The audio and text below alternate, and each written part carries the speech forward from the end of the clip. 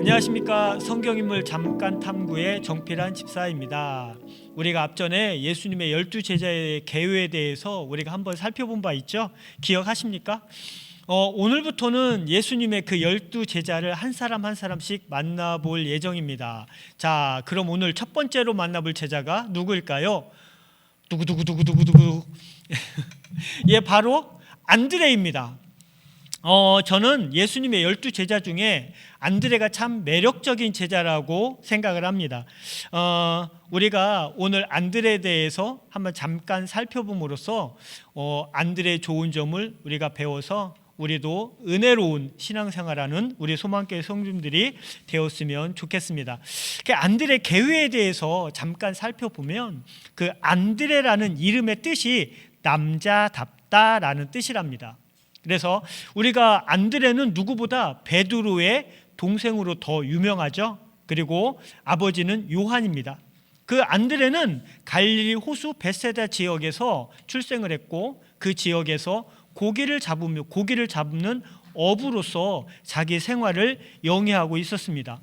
그 안드레는 세례 요한의 제자였던 것을 보면 종교심이 좀 강했고, 그리고 예수님을 만난 다음에 바로 예수님을 따라간 것을 보면 사교성도 좋지 않았나 그런 생각을 합니다. 예수님이 안드레를 보고 이런 언급을 하셨죠. 장차 사람을 낚는 어부가 되게 하리라 라고 말씀을 하셨습니다. 안드레가 기록한 성경은 없습니다.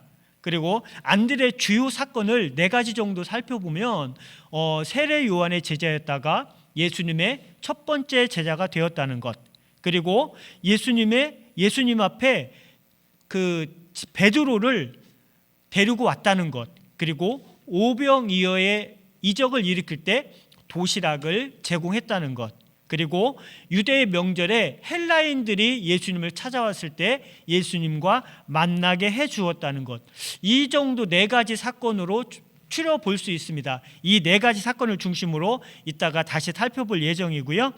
안드레의 선교지는 수구디아와 헬라 문명이 있는 이방인 지역으로 주로 선교를 했다 합니다. 그 스코틀랜드, 그리스, 러시아 등에서 선교를 했다고 전해지고 있습니다.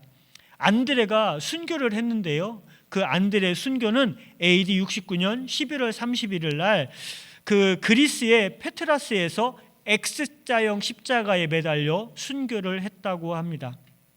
그 안드레를 기념하는 후대의 증거들을 보면 무디우라는 화가가 있는데 그 사람이 안드레의 순교라는 그림을 그렸다 합니다.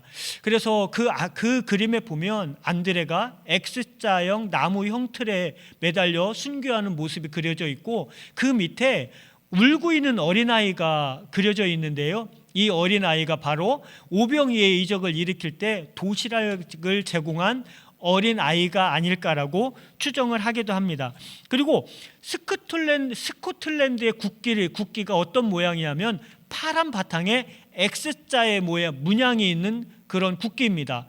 이 X자형 문양이 바로 안드레의 십자가를 거기에 접목했다는 말이 있습니다. 그래서 유럽인들은 X자형 십자가를 성 안드레의 십자가라고 부른다고 합니다. 그처럼 이 안드레가 선교한 유럽 지역에 안드레가 많은 영향을 끼쳤다고 볼 수 있습니다. 카톨릭 교회와 정방 교회는 11월 30일을 안드레의 축일로 정해서 기념을 하고 있다 합니다. 그리고 그 안드레와 베드로가 그 형제가 어부였던 만큼 그 두 사람을 어부의 수호 성인으로 추앙하고 있다고 합니다. 그리고 안드레가 X자형 십자가에 매달려 죽을 때 마지막으로 했던 한 말이 아멘 주 예수여 영광을 받으시옵소서라는 말을 남기고 순교를 했다고 합니다. 그 안드레가 그 많은 말 중에 아멘 주 예수여 영광을 받으시옵소서라는 그 말을 남길 때 그 심정이 어땠을까요? 그 한마디가 안드레의 일생을 대변하는 그런 말이라고 저는 생각을 합니다. 이와 같이 안드레는 예수님의 제자가 되어서 여러 가지 많은 일을 함께 나누고 함께 생활을 합니다. 이처럼 우리가 안드레가 그 안드레가 예수님과 함께 있을 때에 그 있었던 그 아까 네 가지 에피소드를 중심으로 안드레 생애에 대해서 다시 한번 살펴보았으면 좋겠습니다. 아까 첫 번째로 안드레는 세례 요한의 제자였다고 말씀을 드렸습니다. 그 당시 시대적 상황을 잠깐 살펴본다면 말라기 선지자 이후에 400년 동안 하나님의 메시지를 전하는 선지자도 없었고 하나님의 일을 하나님의 일을 말하는 그런 사람이 없는 시대였습니다. 그처럼 우리는 그 예수님이 오시기 전과 말라기 사이의 그 400여 년을 암흑시대라 부르고 있습니다. 그렇기 때문에 유대인들은 간절하게 영적 지도자를 기다리고 있었습니다. 그럴 때에 세례 요한이 나타나서 회개하라, 천국이 가까웠다, 이 메시지를 전합니다. 이 메시지는 아까도 말씀드렸듯이 그 메시아를 간절히 기다리던 유대인들에게는 엄청난 이슈였고 엄청난 메시지였습니다. 바로 하나님의 나라가 가까웠다고 선포를 하는 겁니다. 그러면서 물로 세례를 베풀기 시작을 했습니다. 그랬을 때 유대인들에게는 엄청난 이슈였고 그 세례 요한에게 세례를 받기 위해서 많은 사람들이 몰렸을 겁니다. 그런데 세례 요한이 아이러니한 말을 합니다. 야, 나는 메시아가 아니다. 나는 그 길을 예비하기 위해서 미리 온 사람이다. 내 뒤에 오시는 분이 바로 하나님의 어린 양이고 그 사람이 너희 죄를 대속할 것이다. 그 하나님의 어린 양이라고 말하는 것은 유대인들은 다 알고 있습니다. 왜냐하면 구약의 번제로 아사셀 양을 번제로 드리는 그런 풍습이 있었습니다. 그 아사셀 양의 머리에 안수해서 자기의 모든 죄를, 백성의 모든 죄를, 민족의 모든 죄를 그 머리에 뒤집어 씌움으로 그 양이 담당을 해서 그 죄를 대속해서 죽는 그 양을 번제로 드리는 그런 구약의 번제가 있었기 때문에 하나님의 어린 양이다라고 그 세례 요한이 예수님을 소개했을 때 저 사람이 메시아라는 것을 유대인들은 금방 알아듣게 되어 있습니다. 그처럼 유대인들은 메시아를 간절히 기다리고 있었을 때 세례 요한이 예수님을 보고 저 하나님의 어린 양이로다라고 예수님을 소개합니다.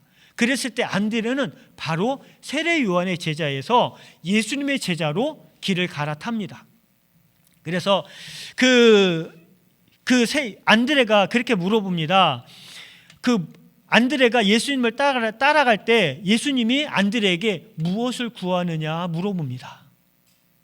그랬을 때 안드레가 예수님의 계신 데를 보고 그냥 무작정 따라가니까 너희가 직접 와서 보고 느끼고 너희가 판단해라. 그렇게 예수님을 하루 종일 따라다니는 안드레를 볼 수 있습니다. 그래서 그렇게 안드레가 예수님을 만나고 집에 돌아온 이후에 다음에 예수님께 갈 때 바로 베드로를 예수님께 데려갑니다. 우리가 지금 성경에서 보면 예수님의 제자 사역에서 보면 베드로가 얼마나 엄청난 제자입니까? 그 예수님의 엄청난 제자 베드로를 바로 안드레가 예수님께 데리고 온 겁니다. 그러니까 안드레가 베드로를 예수님께 데려올 때 지금처럼 엄청난 제자가 되리라고는 생각을 하지 않았을 겁니다. 그런데 안드레가 전도한 그 베드로가 예수님의 수자자가 되고 그리고 예수님의 그 제자 사역의 가장 중심의 인물로 만든 것을 보면 안드레가 얼마나 엄청난 일을 했는지 우리는 미루어 짐작을 할 수 있습니다. 프로토클레토스라는 말이 첫 번째 제자라는 뜻이랍니다. 우리가 회사를 만들 때도 창립 member 얼마나 중요합니까?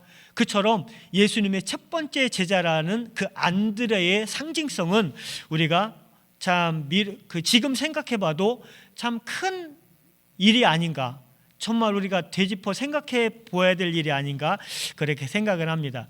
두 번째로 우리가 아까 예수님께 베드로를 데려왔다고 말씀을 드렸습니다. 안드레가 그 성경에 소개될 때 보면 바로 누구를 이렇게 예수님께 데려오는 것을 볼 수 있습니다. 안드레는 예수님께 여러 사람을 이렇게 소개합니다. 그 중에 하나가 바로 베드로이고, 그 베드로를 전도한 것은 바로 가족이잖아요. 베드로가 안드레의 형인 것을 보면 가족을 전도한 것인데, 우리가 여기서 잠깐 전도에 대해서 한번 단계를 잠깐 한번 살펴보면 좋겠습니다. 전도의 단계가 4가지 단계가 있다 합니다. 첫 번째로 D급 단계가 있는데요, 바로 우리가 눈으로 보는 아는 사람들, 이 사람들을 바로 우리가 D급 단계의 관계라고 합니다. 그리고 C급 단계로 그 사람들 중에 우리가 인사하고 눈인사를 하고 그 사소한 인사말을 건네는 사람을 C급 단계 아는 사람이라 그런답니다. 그리고 이 관계가 발전해서 B급 단계로 발전하는데, 우리가 소소한 대화, 그리고 뭐 안부를 묻거나 가족사를 묻거나 또 여러 가지 일을 물을 수 있을 정도의 그 단계가 바로 B급 단계라 합니다. 친한 사람이라 그러죠. 우리가 여기서 전도를 하기 위해서는 A급 단계, 바로 영적 단계로 발전을 해야 한다 합니다. 그것이 바로 그 영적인 관계, 그리고 자기의 가장 깊은 곳을 얘기해도 서로 그 교감과 공감이 될 때 우리가 바로 예수님을 전도해도 그 사람이 받아들일 수 있는 그런 단계가 필요하다 합니다. 우리 소망교회가 2021년 표어가 열매 맺자라는 표어잖아요.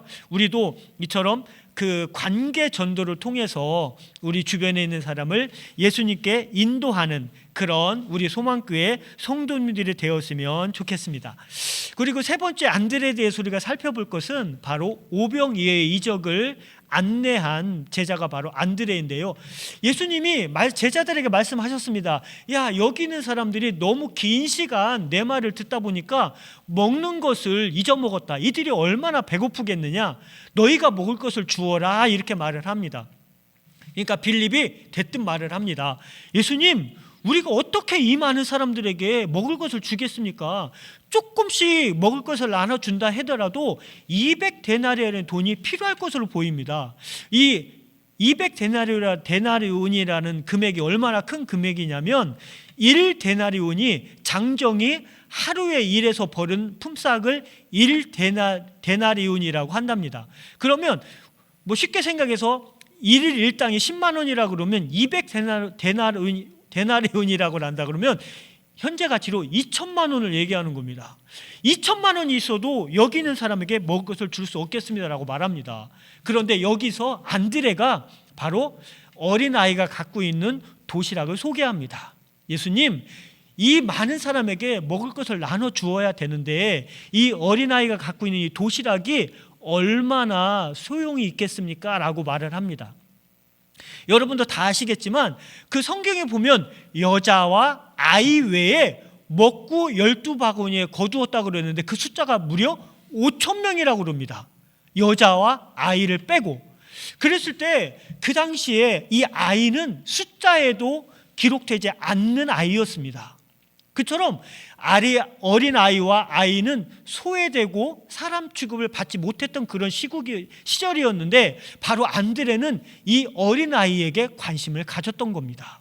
이 어린아이가 가지고 있는 이 적은 도시락, 아이의 점심거리밖에도 안 되는 이 도시락을 예수님께 소개하는 그런 역할을 했습니다. 이것이 어떤 역사를 일으켰습니까? 아이와 여자를 제외하고 5,000명이 먹고도 12바구니에 남은 조각을 거두는 그런 역사가 있었습니다. 이처럼 사소하게 생각하는 그런 부분, 사람들이 관심 없는 그런 부분을 세세하게 살피는 그런 세심한 제자가 바로 안드레가 아니었나 하는 생각을 합니다. 그리고 우리가 마지막으로 살펴볼 것은 안드레가 바로 그 예수님께 누가라는 사람을 소개한 광경입니다. 유대 명절에 예수님의 제자들이 그 예루살렘에 올라와 있는데 예수님을 만나기 위해서 이방 사람들이 찾아왔습니다. 그 헬라 문명에 있는 이방 사람들이 빌립에게 먼저 말을 합니다. 우리가 너희의 선생님이신 예수님을 만나고 싶다. 그러니까 빌립은 이방인이 말을 하니까 그 고민을 하고 있었습니다. 그 고민을 하다가 안드레에게 고민을 털어놓습니다. 야, 이방 사람들이 와서 예수님을 만나고자 하는데 어떻게 하면 좋겠냐? 이렇게 물어봤을 때 안드레는 주저하지 않고 무슨 소리야? 만나게 해줘야지 라면서 예수님 앞에 이 헬라 문명의 이방 사람들을 데리고 갑니다. 여기에 바로 누가라는 사람이 있었습니다. 누가가 누굽니까? 누가복음을 기록할 만큼 예수님을 엄청나게 신앙했던 제자가 된 사람입니다. 이 누가가 나중에 바울과 동역자가 됨으로써 얼마나 많은 그 이방 전도의 역할을 해내는 제자가 되었습니까? 이처럼 고민하지 않고 예수님께 누구를 소개하기에 주저하지 않았던 제자가 바로 안드레입니다. 이처럼 우리 주변에 나의 가족, 우리 주변의 사람, 내가 아는 사람들이 예수님께 와서 어떤 엄청난 역사를 이룰지 누구도 알지 못합니다. 그렇기 때문에 우리도 사람을 가리지 말고, 가족을 가리지 말고 예수님께 소개하는데, 예수님께 데려오는데 주저하지 않는다면 우리도 안드레처럼 예수님 나중에 내가 소개한 그 사람이 예수님의 엄청난 역사를 이루는 그런 사람으로 될지 누가 합니까? 그렇기 때문에 우리가 보는 모든 사람들을 전도하는 그런 은혜가 있었으면 좋겠습니다. 그리고 우리가 이처럼 안드레의 여러 부분을 살펴보았는데요. 어때요? 안드레가 참 매력적이지 않습니까? 안드레를 한마디로 정리한다면 안드레는 예수님께 올 때 누군가를 데려오고 누군가를 소개하는 그런 역할을 많이 했던 제자가 안드레인 것을 우리가 볼 수 있습니다. 오늘 우리가 소개한 안드레에 대해서 잠깐 정리를 해보면, 안드레는 세례 요한의 제자였다가 예수님의 제자가 된 첫 번째 제자였습니다. 그리고 영적인 일에 관심이 많은 사람이었고 예수님께 사람을 데려오는데 주저하지 않았던 사람입니다. 그리고 전도자 안드레의 측면을 보면 형제인 베드로를 예수님께 인도하기도 했습니다. 그리고 한 아이를 예수님께 데려오기도 했고, 그리고 이방인 헬라 사람인 누가를 예수님께 소개하는 그런 일을 하기도 했습니다. 우리가 살펴본 안드레는 성경에 보면 별로 주목되지 않는 제자였지만, 아까 제가 처음 말씀드리는 것처럼 안드레를 살펴보니까 참 매력적인 제자이지 않습니까? 우리도 이처럼 안드레와 같이 우리 교회 2021년 표가 열매를 많이 맺자라는 표인 만큼 우리도 안드레처럼 사람들을 예수님께 데려오는데 주저하지 않는 사람이 되어서 우리가 전도한 그 사람과 함께 하나님의 엄청난 역사를 기대하는 우리 소망교회 성도님들이 다 되었으면 좋겠습니다. 오늘은 안드레에 대해서 살펴보았고, 다음엔 또 어떤 제자를 살펴볼까요? 기대하면서 오늘 이만 마치도록 하겠습니다. 감사합니다.